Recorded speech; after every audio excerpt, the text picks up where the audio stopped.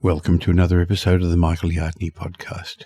We tend to talk a lot about property in these episodes, don't we? But the aim, of course, is to give you choices in life through property investment to give you financial freedom. So when we're looking at how you're going to fund your golden years, truth is your superannuation is unlikely to be sufficient to give you the living expenses that you're looking for in retirement. In fact, it's possible that by the time you choose to retire, the government will have changed the superannuation laws a couple of times. Or look, maybe you don't want to wait until the official retirement age to slow down, or you don't want to retire in full. Well, my guest today, independent financial analyst Stuart Wemyss, director of Prosolution Private Clients, recently wrote a blog with some suggestions. That's what I want to discuss with him today. It actually surprised me. The title of his blog, it said, "Have you considered setting up a third super fund?" Well, what does all that mean? Now, even if you're nowhere near retirement age at the moment, even if you're not ready to slow down, I think the information Stuart's going to be sharing will help you look at investment in a different way moving forward. So, let's get on with the show. Welcome to the Michael Yardney podcast, where twice each week you will learn a number of new ideas regarding success, property investment and money in around 30 minutes. Our show is brought to you by Metropole, who specialise in helping you grow, protect and pass on your wealth through strategic property and wealth advice. Now here's your host, Michael Yardney, Australia's authority in wealth creation through property, who has been voted one of Australia's top 50 most influential thought leaders. Stuart, great to have you back again. Great to be with you again, Michael. Thanks very much. Now, Stuart, you recently wrote a blog on your ProSolutions website and you discussed it in your weekly Investopoly podcast, where you invited readers to consider establishing a third super fund. Now, that was a new concept to me. Now, as I explained in the introduction, the context of this was really that for many of us, the balance we're going to have in our own superannuation funds won't be sufficient to give us the lifestyle choices we're wanting in our golden years. In fact, many of us don't even want to wait until the official retirement age. Others may want to slow down earlier and maybe not stop working completely. Now, you say the solution to these challenges is to establish what you've termed a third super fund. So, Stuart, what do you mean by that? So, obviously, if you've got a spouse, typically in a family unit, you're going to have two super accounts. And that's where we've been forced to accumulate most of our retirement savings since about 92.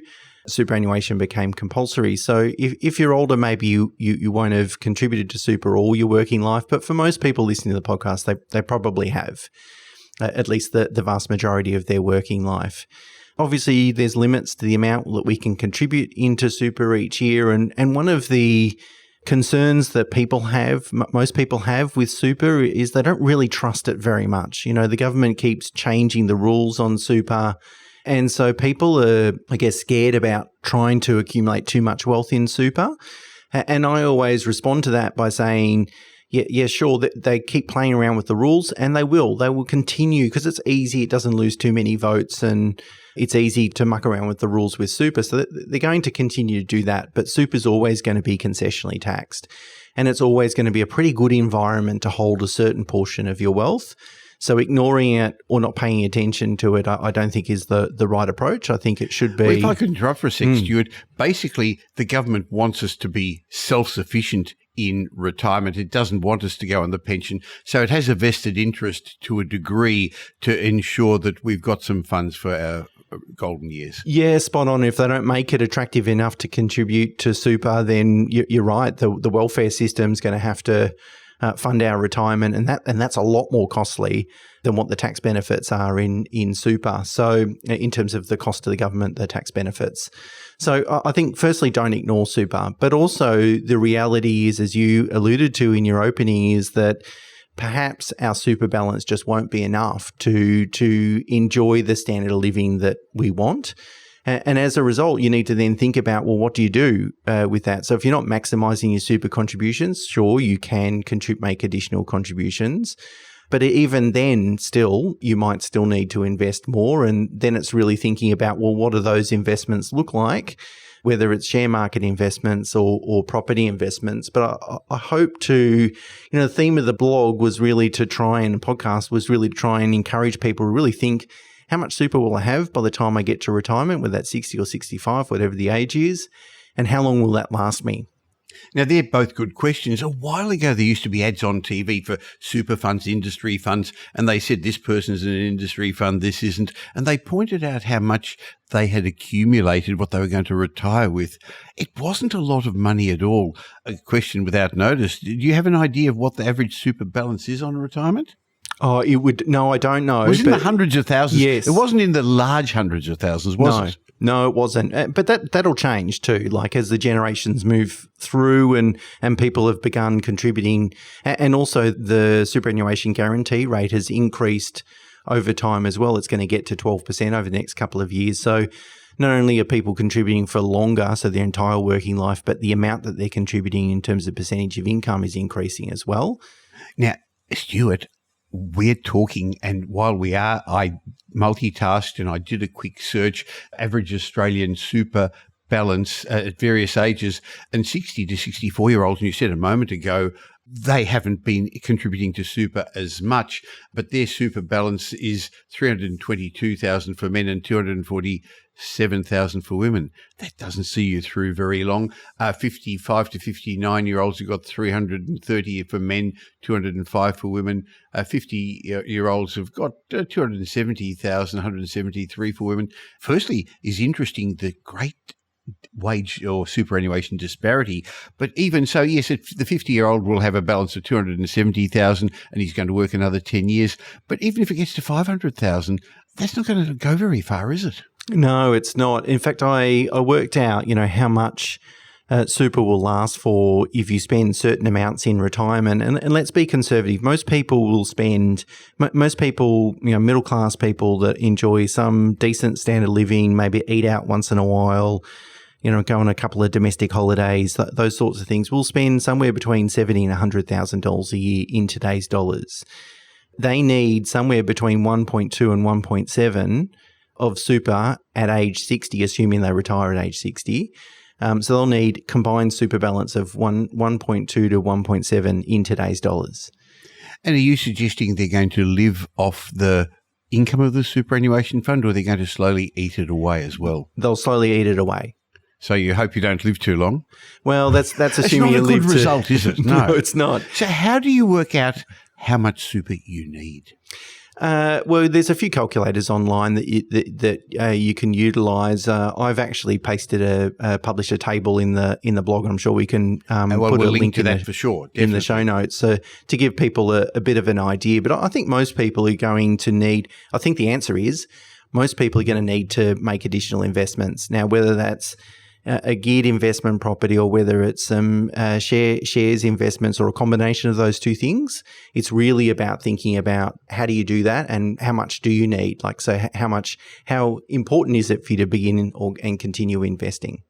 Now, maybe I should just interrupt for a second and say that even though Prosolutions have an accountancy arm and your background is an accountant and you also have a financial planning arm, this is not specific advice. And especially talking about superannuation, we've got to be very careful. So this is really general information, but if people are going to want to know more about this, we'll have a talk a bit later on about how they can contact you about this, because all those calculators online are very interesting, but they're not really going to help you personally. And so I think on retirement, we've spoken about this before, you need your own home with no debt against it. You're going to have your superannuation. That probably won't be enough. And so therefore a lot of our listeners are going to have residential real estate, but you're suggesting apart from residential real estate, which doesn't give a lot of cash flow, they should consider setting up a third super fund in the form of maybe a company.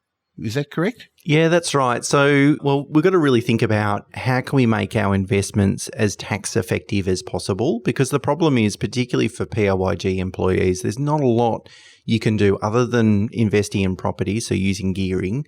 There's not a lot else you can do to manage the tax liability as you're working. And it's a common sort of frustration with people, I earn a really good income, but I pay a lot of tax as well.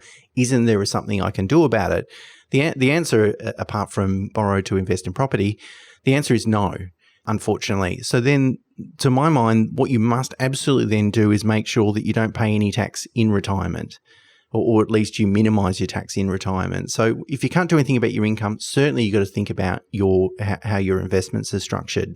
Now, the problem with having a share portfolio when you're working is that any income that share portfolio generates is going to be taxed at your marginal tax rate, which again is ineffective. You don't want to give half of your return away. It doesn't make a lot of sense.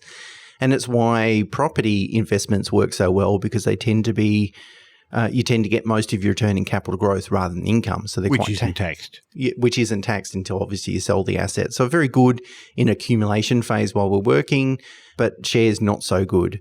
Whereas if you put that share portfolio in a company, the benefit is that your tax rate, there's two benefits. Firstly, your tax rate is capped at 30%. That's all you're ever going to pay is 30% in a company. And you don't have to... Because the tax rate in the company, just to explain, is lower than the personal tax rate or if you distribute from a trust. Correct. And it's a flat tax rate as well, as opposed to a marginal. So whether a company earns $1 or $1 million, 30% is all it's going to pay. And so that means that if the share portfolio generates an income, you don't need to worry about it. You can leave that income in the company, it'll pay 30%, and you can reinvest the difference, as opposed to if the share portfolio was outside in your personal name, you're going to give half of your return away in tax. But the benefit really is about the imputation system that companies enjoy. And essentially what it means is that a company gets a credit for any tax that it pays. So if you have a share portfolio, it generates $100, you'll pay $30 in tax this year, and you'll have $70 after tax to reinvest. You can reinvest it, but what that means is that the company will continue to get a credit for that $30. So it's called an imputation credit or franking credit, and a company will maintain a franking credit balance. So the accountant track the tax that is paid, over the years. That means that one day, if the company ever pays out a dividend to you, and that would be, when you retire, when your income is lower, you will then still, when that dividend gets paid out, you will get that credit for the $30 of tax that you paid. So whilst you're capping your tax rate at 30%, what you're actually doing is kind of prepaying a bit of tax and then potentially giving yourself the ability to get that tax back later on as a refund when you're retired. And so really you're not really paying any tax on that income eventually over time. I mean, of course, there's the time cost of money of having to pay it up front, but it is a very tax effective way of building a portfolio of investments that generate a lot of income and then obviously minimizing tax over time. Now, let's make it clear. The reason you're suggesting this, if I get you correctly, is because you can only put so much into a normal superannuation fund. So rather than putting this into either a self-managed fund or making further contributions to industry funds, this is going to allow you to have more set aside for your golden years. Yeah, correct. I mean, and I don't think people shouldn't be focusing on super. I think you should do both. And so the cap at the moment, concessional cap, so the amount that you can contribute into super and claim a tax deduction for, is $27,500 a year per person. So that's fine. We can put in $55,000 between two spouses. But then if you've got additional monies beyond that, what else do you do? Well, you can put it into super, but if you're concerned about the super rules changing and maybe even the access to super changing, well, then you might want to build a portfolio outside of super. And also the other consideration is what happens if you want to reduce working hours or retire before you're 60? Because most people can only access super at 60 if they're fully retired, or 60 or after 65 if they're still working. So if people want the flexibility to retire in their 50s or even just reduce working hours, and they know that they would like to have some investments to rely upon to supplement their living expenses, then super is not going to play a role in that.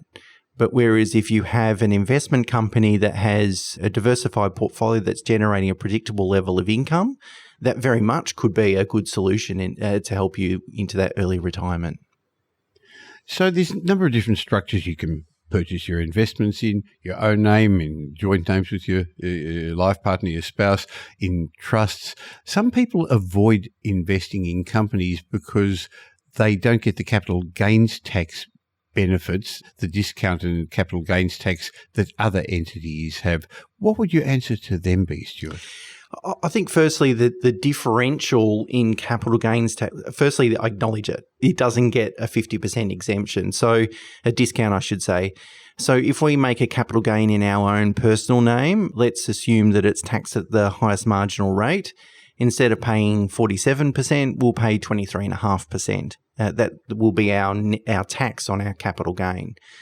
Effective tax rate on our capital gain. In a company, as we talked about, it has a flat tax rate of 30%, so you're paying 6.5% more in tax if you have a capital gain in a company as opposed to a capital gain in your personal name.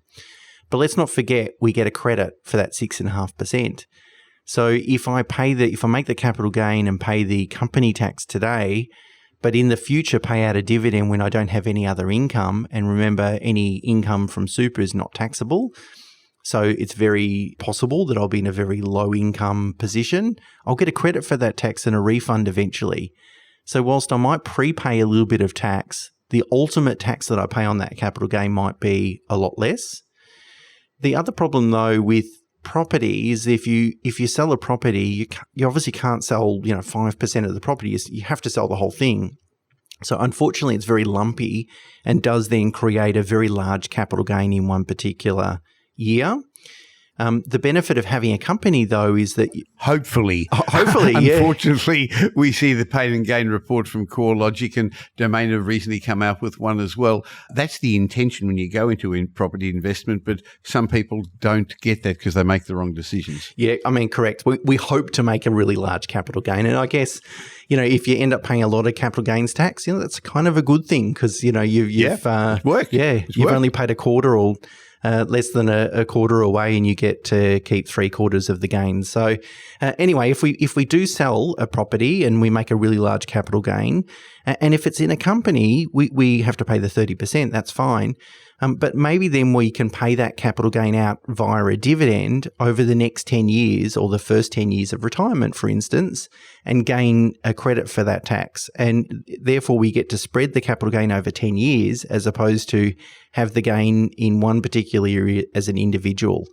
So yes, there's no 50% CGT exemption, but because of how the imputation system works and because you get a credit for any tax paid, it could actually still end up being net over a longer period of time, better off to invest in property and in shares in a company as opposed to individuals.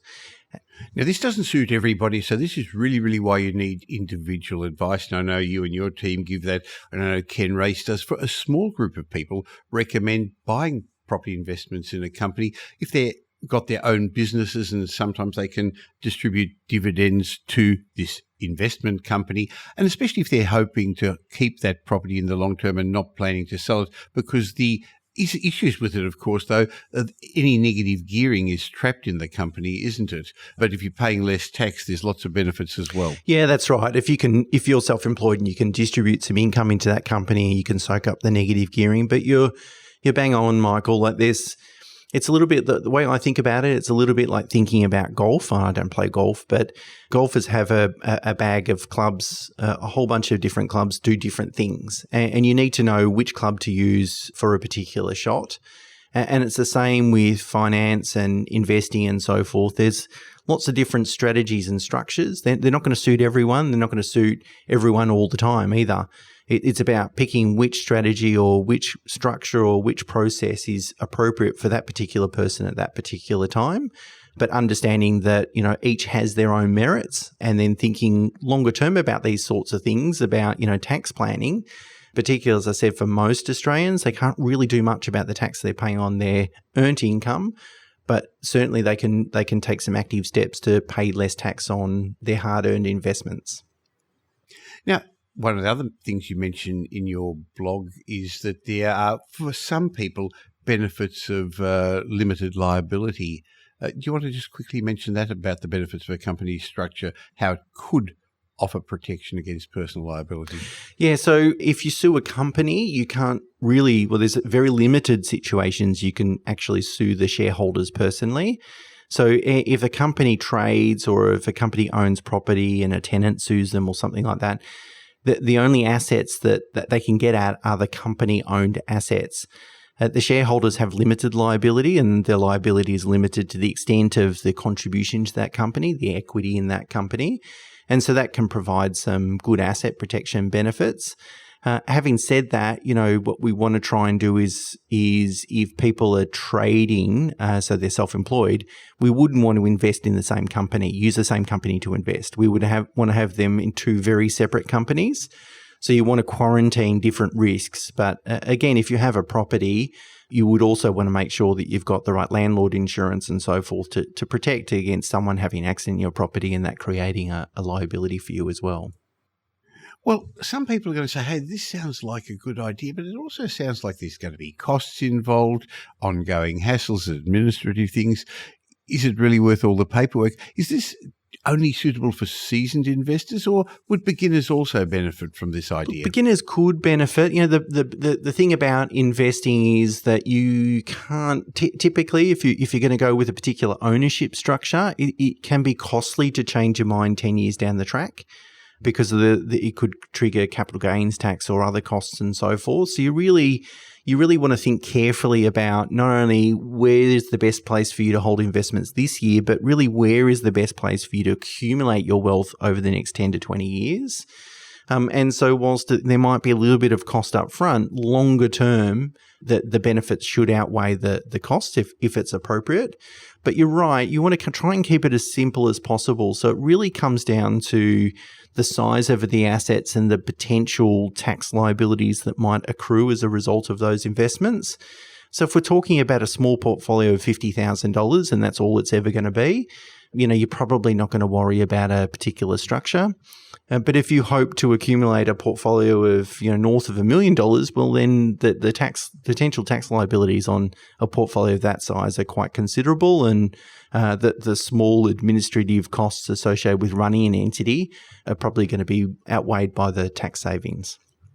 Well, it probably costs around $1,500 or so to establish a company, and then there are ongoing asset costs and accounting fees, which could accumulate to maybe $2,000 a year. And I'm taking these figures from your blog, but don't hold Stuart or me to it. It depends upon your accountant and your circumstances. But it seems to make sense. If you can save more than a couple of $1,000s a year, it's worth considering. So I think what we're saying really is superannuation is very tax effective, and you should keep that up. But if you're hoping to end up with more than what you can accumulate in superannuation, and understanding the rules may change, it could be worth considering and getting advice about which entity to purchase other investments in. I'm sure there's times when in your accounting practice and financial planning practice you also suggest trusts. When are they appropriate? The benefit of having a trust is that you can distribute income and capital gains to different people in different tax years. So if you have a wider family unit that you and family members that you can distribute to that earn no income or very little income, then you have a lot of flexibility to potentially spread your tax liabilities across those individuals, and that can be useful. However, what we find is that's and there are some difficulties with that in terms of distributing to family members, because the ATO is really cracking down on that, and they actually want the physical especially cash. Minors or younger people. Yeah, correct. The physical cash distributions. If you're distributing to, say, adult children that are still living at home, it's a little bit easier. But if you're distributing to, say, self-funded retiree parents, the ATO wants you to actually distribute the cash, which can be challenging. So what we find is that sometimes people that might have a family trust might still not have anyone else to distribute to other than the two spouses in that family. And that's where a company can be superior, or even a company with a trust can be superior, because you can cap the tax rate at 30% in a company. So a trust can be attractive, but you really want to make sure that you've got other people to distribute to. And the other thing to think about with trusts is that they tend to attract a lot higher rates of land tax in most states. So you will just want to be really careful about that, because again, once you put a property in an entity, it can become very costly to move it out of that entity It'll trigger typically stamp duty and capital gains tax, in 10 years' time when the land tax bill starts to give you indigestion. There's not much you can do about it. So you really want to think very carefully, and it depends on the type of property and what you expect the land value, how you expect the land value to change over time. Now, Stuart, you've given us a really good breakdown of the intricacies of investing through a company or different structures, but some people may not really know what your background is and why you've got the ability to give this advice. So what do you and the team at Prosolution do? Okay, so I'm a registered tax agent, a licensed financial planner and mortgage broker. So it sort of encompasses all those attributes that we've kind of talked about today. And you're not a nerd either, which is really interesting. Well, that if you ask my sons, they would certainly disagree. I'm a nerd in their eyes. But anyway, and at Prosolution, what we like to do is inspire clients to take a holistic approach, to building wealth and making financial decisions. Because as we've sort of spoken about today, a lot of financial decisions are multifaceted. They'll have some tax consequences, some borrowing capacity consequences, planning, super, retirement. There's a lot that goes into it. And so having a team that can workshop those ideas and understand, your current position and where you're going, I think gives us the greater scope to create value for clients. And that's what we love to do. So we build long-term relationships with clients and help them achieve their goals. Well, you use the word holistic, but it's also multifaceted, which I think is another way of saying that, which is very handy. So I'm going to leave a link to your company, Prosolution, but also to your great blog, which I get every Wednesday. I guess everyone else does too.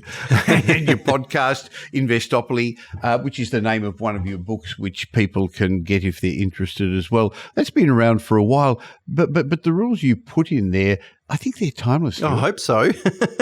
That was the. Otherwise, you need a new edition. Yeah, that's right. I don't really want to write another book. Takes a lot of time and effort, It doesn't does.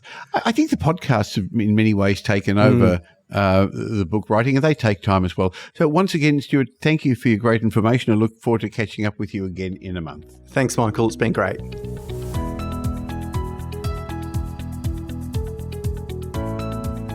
I hope you got some benefit from my chat with Stuart Wemyss, and we get together once a month to talk about property. If you enjoyed it but don't currently follow or subscribe to this show, before we go on to the next segment, just stop for a sec and click on whatever buttons are there on your podcast app at the moment and follow us, subscribe as some podcast apps call it, so that twice a week you're going to get the benefit from my guests. And by the way, I'll leave a link in the show notes. You can also get a special thank you from me for following the show, a pack of ebooks and reports. Just go to podcastbonus.com.au and I'd be happy to share those with you. Now, in a moment, I'm going to share my mindset message with you. That's always very popular as I discuss some of the psychology of success that helps some people become better investors than others. But beforehand, I'd just like to talk a little bit about the current property markets, because I know a lot of people currently are confused. They're wondering what they should do at this, well, let's call it interesting phase of the property cycle. If you're like many investors or potential investors, you're probably wondering, what's the right thing to do? Should you buy? Should you sell? Should you just wait? What's happening at the moment?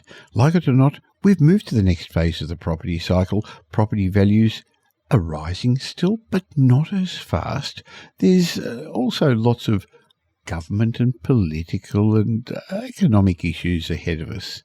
Now, it's not too late to invest in this new property cycle, but you must be strategic.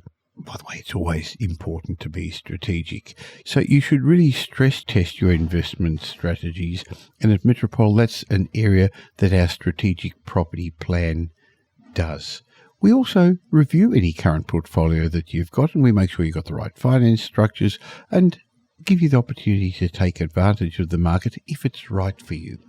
So rather than trying to do it on your own, why not use the time-tested strategies that I've used, the frameworks I've fine-tuned over 5 decades, and we've been helping clients with for over 20 years.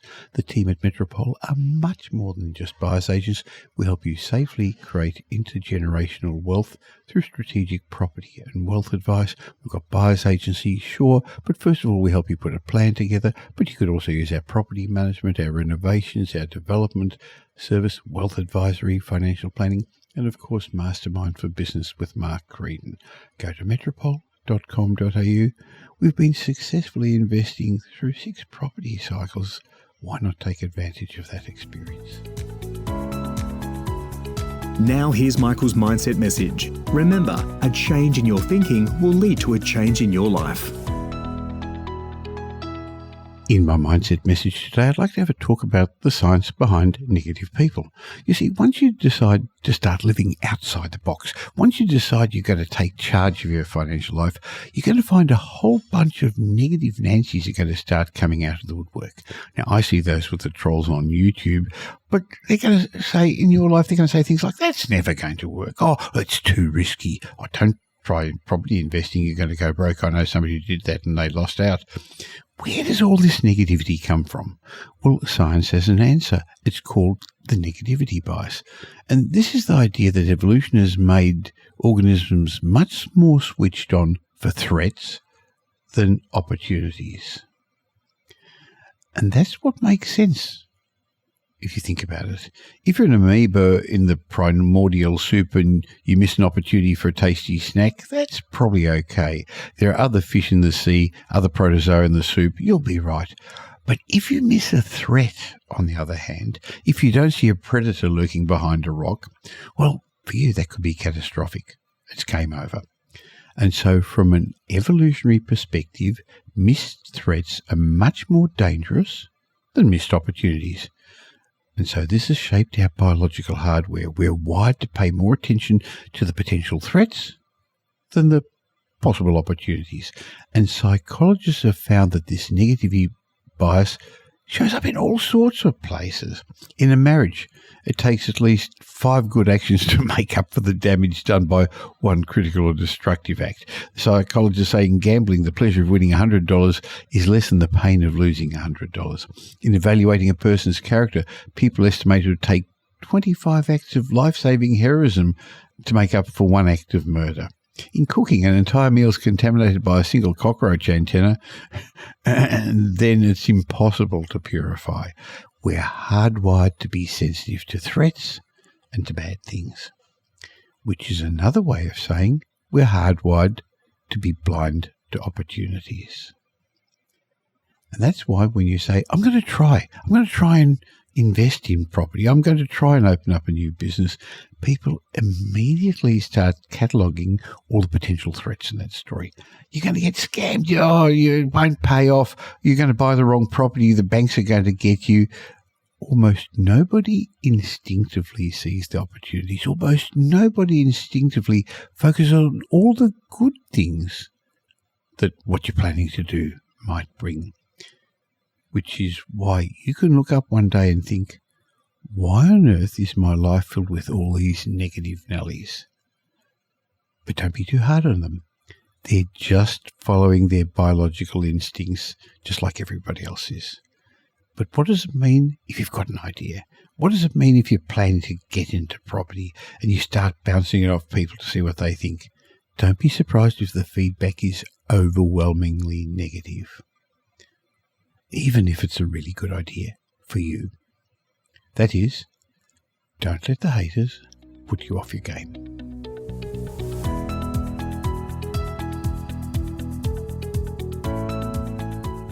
Well, thanks for spending the last little while with me, and I hope you got some benefit from this show. If you did, and you know somebody else who'd also benefit, please tell them about the Michael Yardney podcast. There's a share button on every podcast app.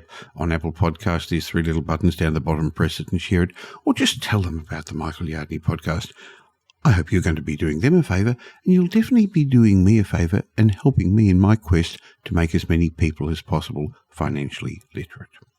Now, there's ways of catching up with me between these shows. Just look for Michael Yardney on social media, or why not join my private Facebook group? Go to Facebook and look for the Property Update Facebook group. And I have a way of saying thank you to you for subscribing to this podcast. Go to podcastbonus.com.au. There'll be a link in the show notes, podcastbonus.com.au, where you can get a bunch of ebooks and reports. My way of saying thank you. And when you've got time, why not listen to some of the old podcasts? There's individual lessons in each of those that I think would be helpful for you. I'll be back again real soon. In the meantime, have a great week. Make it a great week. Thanks for listening to this episode of the Michael Yardney podcast, which was brought to you by Metropole, who help their clients grow, protect, and pass on their wealth through strategic property and wealth advice. If you like what you heard and don't already subscribe, you'll find us on iTunes or on your favourite Android app as the Michael Yardney podcast. Watch out for our next show, which comes to you twice a week, and you'll learn some new ideas about property investment, success, and money in around 30 minutes. To get more of Michael's thoughts, go across to www.propertyupdate.com.au and sign up for his daily morning briefing, and you'll hear from not only Michael but a group of leading property success and money experts. And just a reminder that the information you heard in this show today is general educational advice and not specific investment advice, as we don't know your personal circumstances. If you're looking for specific advice, why not ask the team at Metropole to help you?